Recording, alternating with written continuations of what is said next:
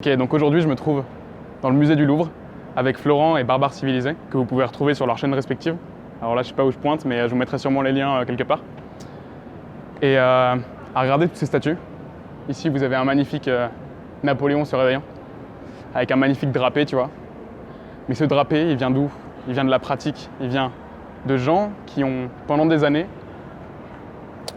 accumulé un savoir et pratiqué énormément. Et la base du classicisme, ou en tout cas du savoir académique, de la sculpture, de la peinture, du dessin, vient de la répétition. Et la répétition par la pratique. Cette première pratique ne vient pas de nulle part, elle vient d'abord de l'exercice de la copie. Si vous ne savez pas quoi faire, si vous ne savez pas comment progresser dans un domaine, copiez, allez-y. Car la copie permet en fait d'apprendre des bases, des règles, qui vont permettre ensuite de créer son propre univers créatif et de créer sa propre pratique. Puisque dans tous les cas, en étant débutant dans un domaine, vous n'allez pas forcément pouvoir créer de toute pièce une œuvre.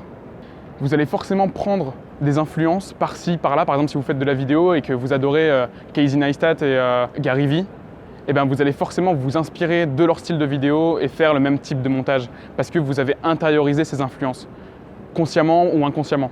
Et donc c'est pour ça que l'exercice de la copie est un exercice intéressant parce qu'il permet de ne pas trop se prendre la tête, de directement faire les choses et de pratiquer régulièrement. Actuellement, je copie un certain style de vidéo.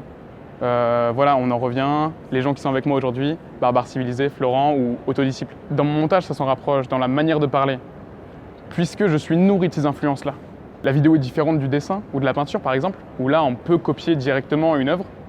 Et c'est un exercice très compliqué. Finalement, quelle est la différence entre un grand maître qui peint un tableau et un maître de la contrefaçon qui arrive à créer une œuvre au pixel près, on dirait, ou en tout cas à la goutte de peinture prête? Cet homme-là n'est-il finalement pas un maître lui aussi? Est-ce que c'est la créativité qui compte le plus ou est-ce que c'est le résultat qui compte le plus? Parce que finalement, la créativité, là on cite Picasso ou Tarantino au choix, mais la créativité c'est juste piquer des idées. Un véritable artiste, c'est un voleur. C'est quelqu'un qui prend, qui pioche et qui va faire à la manière d'une recette de cuisine un mix de plein de choses, de plein d'influences et pour arriver à un résultat final. Et donc la copie, en plus de vous pousser à pratiquer souvent, va vous nourrir de multiples influences et va vous permettre ensuite de faire votre propre mix pour créer votre propre style. Je sais pas combien il mange, mais rien que ce gros doigt de pied a déjà besoin de 1000 calories par jour, minimum. Regardez les statues hier. Les statues, non seulement elles sont belles, mais en plus, dessus, il y a tout un tas de signes et de mythes qu'il y a derrière, en général, le personnage, qui est conceptuel. Ouais. Et on en revient à cette histoire-là. Tout à l'heure, on a montré de l'art, on a montré des artistes, des gens qui font partie d'une caste un peu différente. Mais en fait, c'est pour, tu vois, ce truc-là, les petites viennoiseries comme ça de merde, là. Enfin, des très bonnes viennoiseries, tu vois.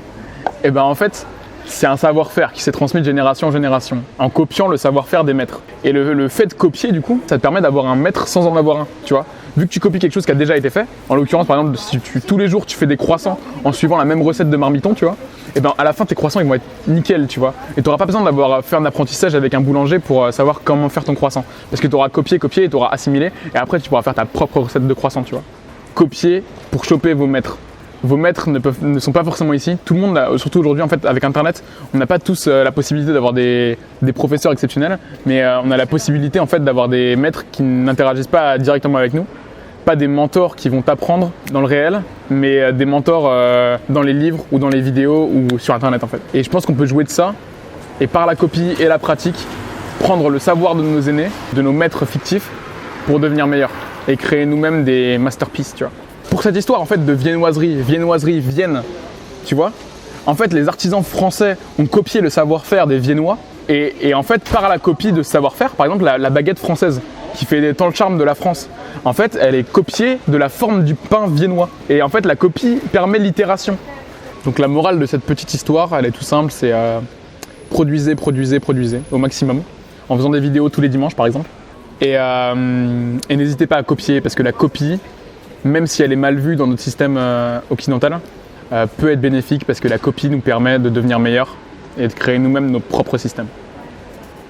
Donc copiez, n'ayez pas peur de copier. Il est bon ton croissant ?